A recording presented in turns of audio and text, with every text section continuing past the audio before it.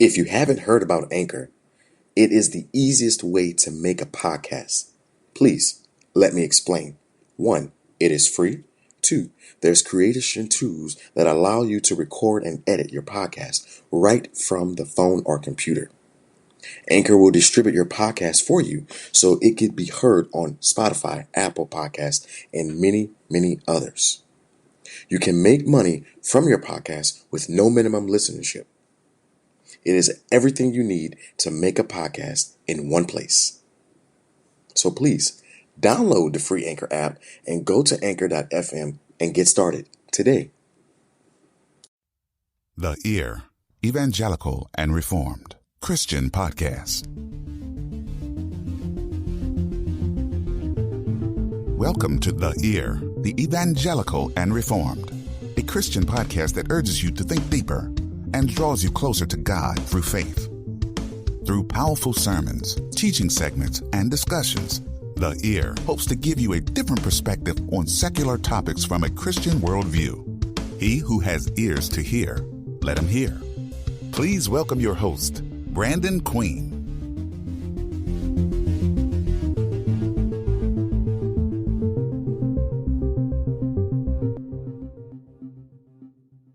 We are created to be free. We're not designed to be in bondage and in servitude to these major lenders and creditors.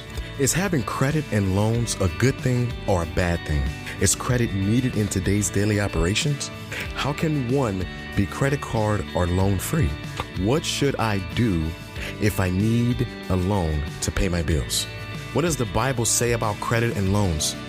If we need to obtain a loan, what are ways that we can be financially responsible and frugal with that loan? We move at the speed of cash, and I highly suggest everyone starts doing that. Only move at the pace that your income can allow you to move at. We as Christians are taught to be frugal with our resources and to live within our means. Sometimes life does get in the way, and we do not have that emergency fund for rainy days. We then seek a loan just to get by. We often find ourselves taking out loans more and more, and we never become financially free. We are a bondage to that loan. We hope that we can give you biblical knowledge and financial tips to assist you in maintaining a frugal budget for you and your family, and a budget that glorifies God. Stay tuned for this episode.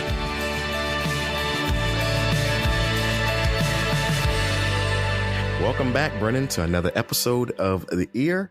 And today our topic is probably your favorite. I'm joking. It's probably not your favorite. But the title of this episode is How to Be Credit and Loan Responsible. And this came about thinking of those people who have no other way. Now they take out a loan and they are responsible with the loan, or they have a credit card and they are responsible with the credit card, and they're using it for what they have intentions on using it for, and they're not getting extra stuff. So this question came about around those types of people that have the credit cards and have the loans and they are responsible.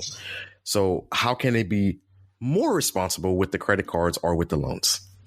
Okay, so, well, first of all, thanks for having me back. It's good to be back. The first thing to look at is why, in this culture, why do we say that we need credit, and why do we buy into it? And almost every single, every single time I ask that question, it's, well, so that I can later buy a house or a car. And so thing number one, people don't know that you can buy a house with you can get a mortgage with a 0 credit score. The way to do that is you find a mortgage company who does manual underwriting. So what that means is they look at the details of your life and things like, have you paid your landlord on time? Do you pay your utilities on time? Have you held a job for 2 years? All these types of things. Do you have a decent down payment? You can get a mortgage without a credit score. So you need to either have a 0 credit score or a good credit score to get a mortgage. But you can do it without a credit score. Now, like I said last episode, I'm a huge fan of the 100% down plan. when it comes to getting a house. So realistically, when you look at the numbers and when you look at how focused and intentional you can be, you can save up enough cash to get yourself a starter home within at least, let's say 5 to 10 years from where you're currently at. And I know that sounds crazy to a lot of people, but I promise you, in almost every case that I look at, when we sit down and we look over your numbers and we figure out how much of a difference you can make between income and expenses, that can be done. If you follow these steps the way we teach them, that can be done. So back to the question, why do we think that we need to borrow and build our credit and all these types of things? It's a cyclical event that only benefits the lenders. We need to build our credit score so that we can get stuff. And then you ask, why?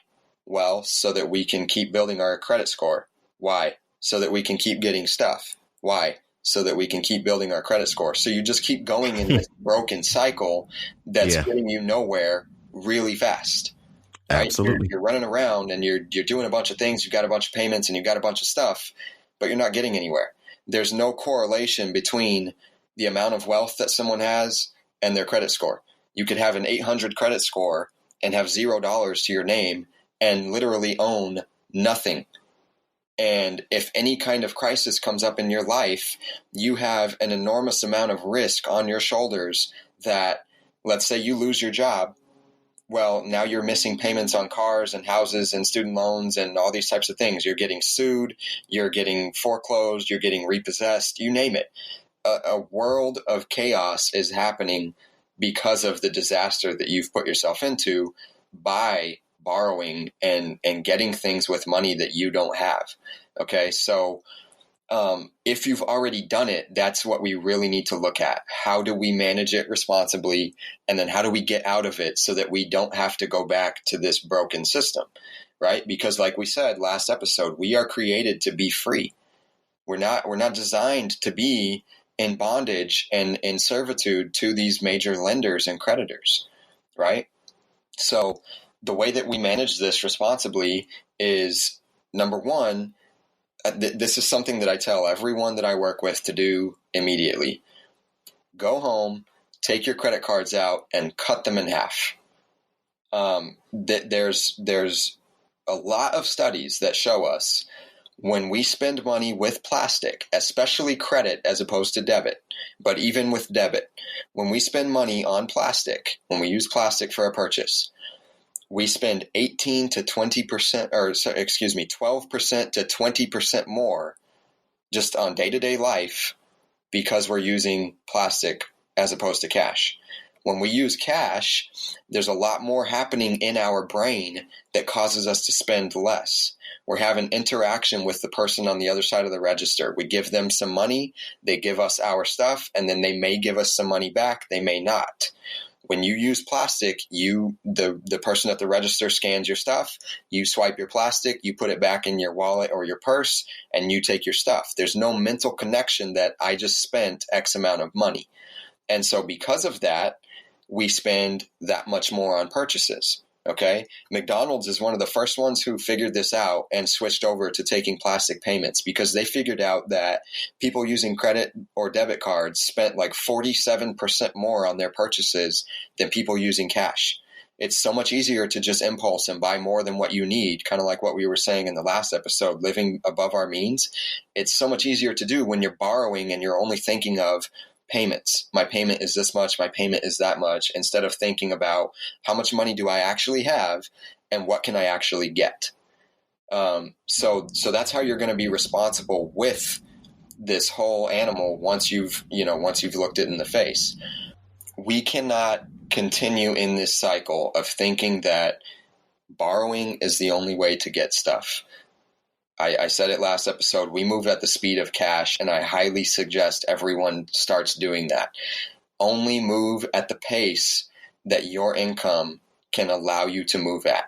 You've got to start practicing delayed gratification and contentment. If you think you need a new vehicle and you go out and sign yourself up to be a slave to Chevy, Dodge, Nissan, whoever it is, I'm promising you, I'm guaranteeing you, and being backed by the scriptures that you're setting yourself up for a world of disaster. That's very interesting. Now, I did a study on my own finances a couple years ago, and I used to be a root beer fanatic. Okay. Lay's potato chips and root beer. So I thought I was being cheap when I was working at Rouse's Supermarket, which is a local supermarket here in Louisiana, where I'm from. When I worked at Rouse's, I would pull myself a cash allowance, and I would, every lunch break, I would buy a bag of Lay's potato chips and a root beer. Very unhealthy, one, Yep. but also very expensive if you think about it. Now, you're probably thinking it costs you $3 every time you go on break, or every day you work and you go on break. Okay, you're right. But that $3 means so much when you're trying to build and pull yourself out of something. Yeah. Now, go ahead. Well, I have a story of the exact same circumstance. So I worked with a guy, and again, this comes down to budgeting every month, getting that plan really solid and seeing where your money's going, because you're exactly right. People, we look at it costs $3, or when we're getting a car, we look at it costs $300 a month. We don't look at the big picture. And so I worked with the gentleman. We went over his budget, and after finishing his budget, we revealed that he was spending $500 a month on snacks at Circle K. And it blew his mind. It blew his mind, because here he is struggling to get along, to make payments, to save money, all this type of stuff. Yet he's thinking, oh, well, this snack at Circle K every day, it's only costing me $3 or whatever, however much it was costing. And by the end of the month, he's spending $500 on this stuff. And he's looking at himself going, man, what? I was confused, thinking I make decent money. Where's all my money going? And then he made a budget and a solid plan, and he realized, oh, that's where all my extra money is going. That has to stop right now if I ever want to change this whole thing. Yeah, that's crazy how much extra money we spend on unhealthy food. Oh, man. Junk food and stuff like that. Now, look, I'm not gonna lie, I still get my Lay's potato chips. I really need to stop because of my blood pressure. Yeah. But I could have been at a better advantage financially because I started working at the age of 15. Yeah. So everything I was making at the age of 15 should have been dumped into a savings account. That's right. Okay. Now, granted, that was my plan. I was saving half of my income, and I was not making a whole lot, but I was literally saving half of my income. I rode a bike to and from work. When it rained, I had friends that brought me to and from work. And the other half was basically school stuff, what I needed for school. Mm-hmm. I was basically supporting and buying my own stuff for school whenever needed. And I don't want to dog my family, but, they are the reason it's happened to me. I also was given the responsibility of buying food in the house whenever we ran out of food. Now, what 15-year-old buys food in the house when the family runs out of food? Okay. And I got stuck with doing that. Yeah. So that half of money I was saving went back into the household, which I wasn't upset about. I just wasn't saving what I thought I was going to save. Right. And then when other siblings got jobs in the family, they didn't contribute like I did. I was the only one contributing. And it was like, okay, guys, that's not fair. If we're going to make this work, we all need to pitch in, and we all can save. We all can do X, Y, Z, but that never happened. So my financial stability when I started off was horrible. It didn't even meet up to what I was trying to do. Yeah. And I have a strong feeling if I would have stayed on that plan of saving, I would be in a better financial situation today. Absolutely. And two, if you had been consistently and diligently budgeting and paying attention to where the money was going. Because, see, we get back into now, let's skip forward to adulthood, right? You're making more money. You've got your credit cards, your debit cards, whatever. Well, now the spending doesn't seem so out of control, but you probably, this is for everyone, whoever's listening, you probably make decent money. You almost certainly make enough money to sustain your lifestyle. And when you have all your credit cards and your debit cards, all the extra money that you should be having is being spent because you're not thinking about the expenses. You're not thinking about how much money you're spending, and you're not even seeing it. You have no idea how much money you're spending, and all you can think about is, well, I make decent money. How come I have nothing? When we don't have a solid plan, this is what causes us to feel